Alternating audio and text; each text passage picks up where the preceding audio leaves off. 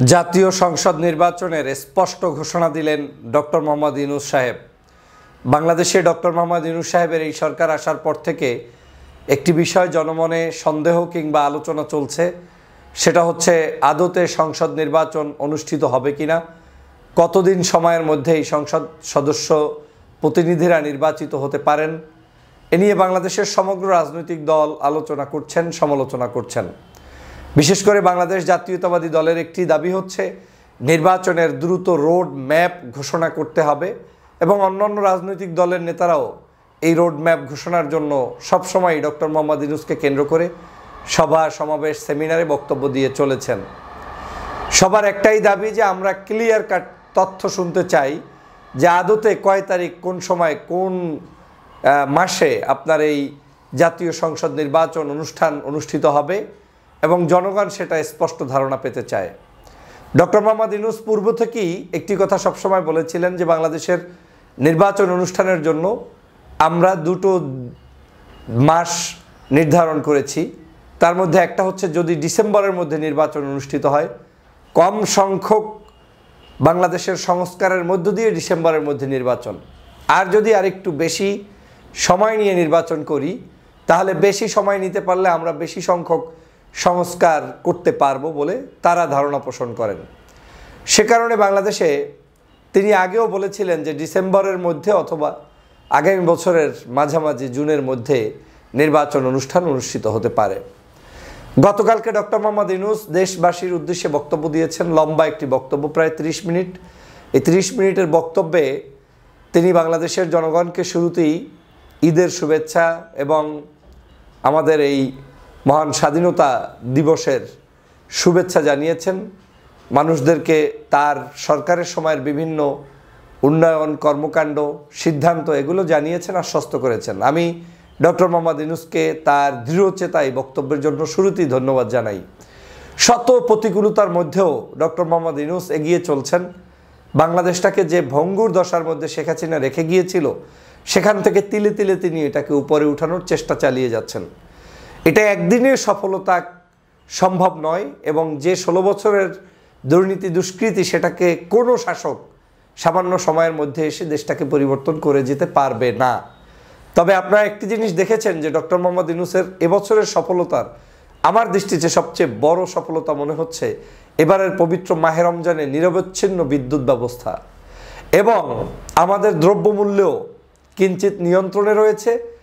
এবং আমরা রমজান মাসের যে স্পেশাল যেগুলো দিয়ে রেসিপি তৈরি হয়, বিভিন্ন ধরনের খাদ্য তৈরি হয়, সেগুলোতে আমাদের কিন্তু কোনো সংকট নেই। এখানে আমি ডক্টর মোহাম্মদ ইউনূসকেই শুধু নয়, আমি জনাব বশির আহমেদ সাহেব, যিনি আমাদের বর্তমান বাণিজ্য উপদেষ্টা হিসেবে আছেন, ওনার নিয়োগের সময় অনেক তর্ক বিতর্ক হয়েছে, কিন্তু উনি একজন সাচ্চা দেশপ্রেমিক এবং উনি যে এত সুন্দরভাবে পরিচালনা করছেন বাণিজ্য মন্ত্রণালয়, আমি আন্তরিকতার সাথে তাকে ধন্যবাদ জানাই। আমি যে প্রসঙ্গটি কথা বলতেছিলাম সেটা হচ্ছে বাংলাদেশের জনগণের মধ্যে একটি সন্দেহ তৈরি হচ্ছে যে নির্বাচন কি আদতে অনুষ্ঠিত হবে। বারবার ডক্টর মোহাম্মদ ইউনূস বলার পরেও এই সন্দেহটা দূরীভূত হচ্ছে না। এর কারণ কি জানেন? কারণ হচ্ছে বাংলাদেশে বিভিন্ন রাজনৈতিক দলের নতুন নতুন সৃষ্টি হচ্ছে। তাদের রাজনীতির টাকা পয়সার উৎস কোথায় সেটা জনগণ জানতে চাচ্ছে। এই রাজনৈতিক দলের মূল এজেন্ডাটা কি? এরা কি কিংস পার্টি না গোপন পার্টি না ওপেন পার্টি? এই জিনিসগুলো নিয়ে মানুষের মধ্যে প্রশ্ন উঠছে এবং এই প্রশ্ন ওঠার কারণে কেউ কেউ মনে করেন এই সরকার হয়তো গোপনে কোনো ব্যাকআপ দিয়ে কাউকে তুলতে চায় কিনা এবং তুলতে চাইতে গিয়ে সময় ক্ষেপণ করে কিনা। এটা একটা সন্দেহের কারণ যে কোনো মূল্যে অন্য একটি দল সৃষ্টি করলে তাকে তো সময় দিতে হবে, তার প্রতিষ্ঠার জন্য আপনার টাইম দিতে হবে। এখন এই সরকারের মধ্যে সেরকম কোনো দুরভিসন্ধি আছে কিনা, কারণ এই সরকারকে তো আমরা নিরপেক্ষ মনে করি। এই সরকার তো নির্দলীয় নিরপেক্ষ সরকার। এই সরকার হচ্ছে আমাদের 24-এর গণঅভ্যুত্থানের পরবর্তী আমাদের মনোনীত, সকলের মনোনীত সরকার। অতএব এই সরকার তো সকলের জন্য কাজ করবে। তো এই কারণে জনমনে বিভিন্ন ধরনের আলোচনা তৈরি হচ্ছে, সমালোচনা তৈরি হচ্ছে। আবার জনমনে বাংলাদেশের পরিস্থিতি বিবেচনায়ও অনেক রাজনৈতিক দল মনে করেন যে নির্বাচন দ্রুত সময়ের মধ্যে হতে পারলে হয়তো পরিস্থিতি এর চেয়ে উন্নতি হবে। আবার ডক্টর মোহাম্মদ ইউনূস সাহেবরাও একেবারে এক্স্যাক্টলি ডেট, তারিখ, ক্ষণ বা রোডম্যাপ ঘোষণা কিন্তু ওই অর্থে পূর্ব থেকে কখনোই করেননি।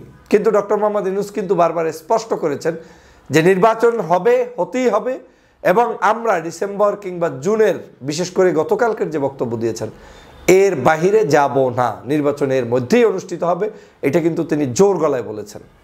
আমি গতকালকের বক্তব্যটা কি আমি মনে করি রোডম্যাপ। অন্য সময় যে বক্তব্য দিয়েছেন সেটা আসলে একটু বোঝা মুশকিল, কিন্তু গতকাল তিনি যে বক্তব্য দিয়েছেন সেটাকে আমি রোডম্যাপ মনে করি। নির্বাচনের পালে উনি হাওয়া লাগিয়ে দিয়েছেন এবং উনি স্পষ্ট করেছেন যে ডিসেম্বর অথবা জুন এর মধ্যে নির্বাচন হবেই হবে, এবং আমার ধারণা উনি ওনার কমিটমেন্ট থেকে এক চুলো পিছনে যাবে না। কারণ উনি একটা কমিটমেন্ট দেওয়ার পরে যখন জুনকে আবার নেক্সট ডিসেম্বর বানাবে, তখনই মানুষ এটা নিয়ে সমালোচনা করবে, আলোচনা করবে যে তাহলে তিনি আসলে কি করছেন, কিভাবে মানুষকে প্রতারণা করছেন। এ ধরনের মন্তব্য কিন্তু চলে আসবে। একজন নোবেল লরিয়েট, উনি বিশ্ববিখ্যাত ব্যক্তিত্ব, ওনার কিন্তু এই ধরনের মন্তব্যর কোনো সুযোগ নেই। আমি সে কারণেই বলছি রোডম্যাপ হয়ে গিয়েছে, নির্বাচনের পালে কিন্তু হাওয়া লেগে গিয়েছে। অতএব সর্বশেষও যদি নির্বাচন অনুষ্ঠিত হয় তাহলে আগামী বছরের জুনের পরে আর হবে না, হবে না, হবে না। অতএব রোডম্যাপ ক্লিয়ার। এখন রোডম্যাপ ক্লিয়ার হওয়ার পরে এখন তারিখ কয় তারিখ, ডেট কয় তারিখ, এটা আসলে 6 মাস 9 মাস আগে কেউ ঘোষণা দেয় না। এটা নির্বাচনের সমসাময়িক সময়ে নির্বাচন কমিশন কর্তৃক বিশেষ অনুমতি নিয়ে প্রেসিডেন্ট কিংবা ডক্টর মোহাম্মদ ইউনূসদের সাথে কনসার্ন করে তারা একটি ডেট দিবেন। কিন্তু এই জুনের মধ্যে নির্বাচনকে ধরেই আমাদের ফুল রোড ম্যাপ ধরে নিয়ে আমাদেরকে পথ চলতে হবে।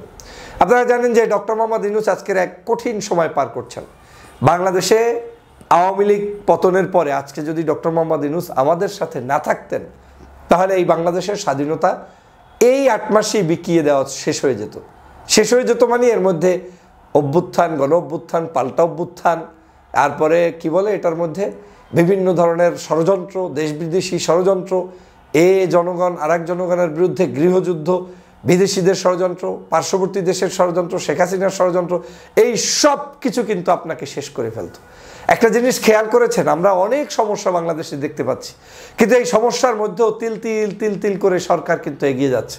অর্থনৈতিক একটা ভঙ্গুর দশা ছিল, ব্যাংকগুলো খারাপ অবস্থায় ছিল, কিন্তু সরকার কিন্তু তার চলনের গতি কিন্তু কচ্ছপ গতিতে ধীরে ধীরে ধীরে ধীরে ধীরে ধীরে তারা আগাচ্ছে। তারা কিন্তু সব সমালোচনার মধ্যেও কাজ করে যাচ্ছে।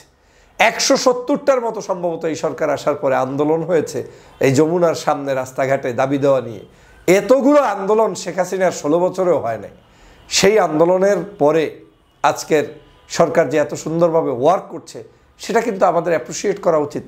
আমাদের জনগণের মধ্যে অনেকে কিন্তু এও বলেন যে সরকার পারলে আরও অনেক দিন থাকুক। আমি পূর্ণাঙ্গ সমর্থন করি না, পার্শিয়ালি সমর্থন করি যে সরকার অন্তত সংস্কারটা করুক, সময়টা তাড়াহুড়া না করুক, কিন্তু সে নির্বাচনের পদ্ধতিটা জনগণের কাছে ক্লিয়ার করুক, জনগণকে আশ্বস্ত করে কি কি সংস্কার করবে সেটার পথেতে নিয়ে গিয়ে যাক। তবে সরকার কিন্তু জনগণের সেই আশা আকাঙ্ক্ষা যেটা তার চাইতেও অ্যাডভান্স হয়ে নির্বাচন দ্রুত করার পক্ষে এবং দ্রুত করবেন এটা আমি বিশ্বাস করি। অনেকেই মনে করেন ডক্টর মোহাম্মদ ইউনূস নির্বাচন দেরি করবেন না, ওনার কোনো লাভ নেই। উনি সসম্মানে বিদায় নেবেন। উনি ক্রাইসিসেই আমাদের পাশে দাঁড়িয়েছেন। বাংলাদেশের একটি কঠিন সময় উনি আমাদের পাশে দেশ গঠনে দাঁড়িয়েছেন। এই বয়স্ক মানুষটি আমাদের জন্য একটি, আমি বলবো, রহমত স্বরূপ, বরকত স্বরূপ। আমরা বাংলাদেশের জনগণ ওনার কারণেই আজকের এই দেশটাকে নতুন করে গড়তে সময় পেয়েছি, কিংবা আমরা আমাদের কাজটা সুসম্পন্ন করতে পেরেছি। প্রিয় বন্ধুরা আমার, অতএব রোড ম্যাপ ঘোষণা হয়ে গিয়েছে, নির্বাচনের তারিখ কমপ্লিটলি ডান। এখন আপনার তারিখ জুন মাসে, না হয় ডিসেম্বর মাসে, কথা ভেরি ক্লিয়ার। আর যদি এর আগেও হয় তাহলে জুনের আগে জানুয়ারি, ফেব্রুয়ারি, মার্চে হতে পারে, কিন্তু জুনের পরে আর যাবে না। এটা চ্যালেঞ্জ দিয়ে আমিও বললাম ডক্টর মোহাম্মদ ইউনূসের রোডম্যাপ ঘোষণা শেষ। তাহলে এখন আমাদের কাজ কি? আমাদের এখন অনেক কাজ। আমরা যারা রোডম্যাপ চাই, আমরা আমাদের সংস্কারগুলো এখন করার সময়। আমাদের দলগুলোর মধ্যে সংস্কার করতে পারি, আমাদের আদর্শের মধ্যে পরিবর্তন আনতে পারি, জনকল্যাণ যেগুলো চাই সেগুলো করতে পারি। ছাত্র জনতার এই যে বিপ্লব, এই বিপ্লবটাকে আমরা কিভাবে আগামীতে এক্সারসাইজ করব, আমাদের কান্ট্রিতে এটাকে ইউটিলাইজ করব, সে নিয়ে আমরা মন্তব্য, বক্তব্য, আলোচনা, সমালোচনা করতে পারি। কিন্তু আমরা যদি সেটা না করি, আর যদি আমরা শুধু রোডম্যাপই চেয়ে থাকি, তাহলে কিন্তু বাংলাদেশের জনগণের কাছে আমরা যে আশা আকাঙ্ক্ষা নিয়ে যাব সেটার প্রতিফলন ঘটবে না। অর্থাৎ বুদ্ধিমানের কাজ হচ্ছে এই নির্বাচনটা, তিনি যেহেতু রোডম্যাপ দিয়েছেন, আমাদের উচিত হবে এই রোডম্যাপের উপর ভিত্তি করে এখন রাষ্ট্র গঠনে, দল গঠনে আমরা সুন্দরভাবে কাজ করে যাই। আমার বিশ্বাস বাংলাদেশের জনগণ 24-এর গণঅভ্যুত্থানে বিজয়ী হয়েছে। হাসিনার সকল ষড়যন্ত্র আমরা যেভাবে রুখে দিয়েছি, এখনও দৈনিক হাসিনা যে ধরনের ষড়যন্ত্র করছেন দেশের বিরুদ্ধে, স্বাধীনতার বিরুদ্ধে, সব ষড়যন্ত্র ভেস্তে যাবে। ভয়ের কোনো কারণ নেই। আমরা ত্যাগ করে রক্ত দিয়ে তারপরে আমরা আহত হয়ে এই বিভিন্ন মানুষের রক্তের বিনিময়ে দেশটা গঠিত হয়েছে। অতএব এই দেশ শেখ হাসিনা এসে যাবে, নিয়ে যাবে, এই সুযোগ কেউ চিন্তাও করবেন না। এই শেখ হাসিনা বাংলাদেশে আসার কোনো সুযোগ নেই। অতএব আমরা সাহসী ভূমিকা পালন করি, আমরা আমাদের পথ এগিয়ে নিয়ে যাই। আমরা যদি এগিয়ে নিয়ে যেতে পারি তাহলে আমরা সফল হবই হব ইনশাআল্লাহ। আসুন পবিত্র মাহে রমজানে কায়েমান উবাইককে মহান রবের দরবারে আমরা এই দোয়াটাই করি যে আল্লাহ আমাদের এই দেশকে শান্ত রাখো। ফ্যাসিবাদী শেখ হাসিনার কাছ থেকে যেভাবে 5ই আগস্ট মুক্ত করে দিয়েছো, এভাবে এই বাংলাদেশকে সকল শত্রুমুক্তভাবে কিয়ামত পর্যন্ত জারি রাখো, কায়েম রাখো। স্বাধীন সার্বভৌম দেশ হিসেবে আমার দেশের মানুষরা যেন বেড়ে উঠতে পারে, সেই দোয়া রব্বুল আলামিনের কাছে আমরা করি। পবিত্র ঈদ মোবারক আপনাদের প্রতি, ঈদের শুভেচ্ছা জানাচ্ছি। ঈদ আসন্ন, আপনারা সবাই ভালো থাকবেন, সুস্থ থাকবেন। আল্লাহ হাফেজ।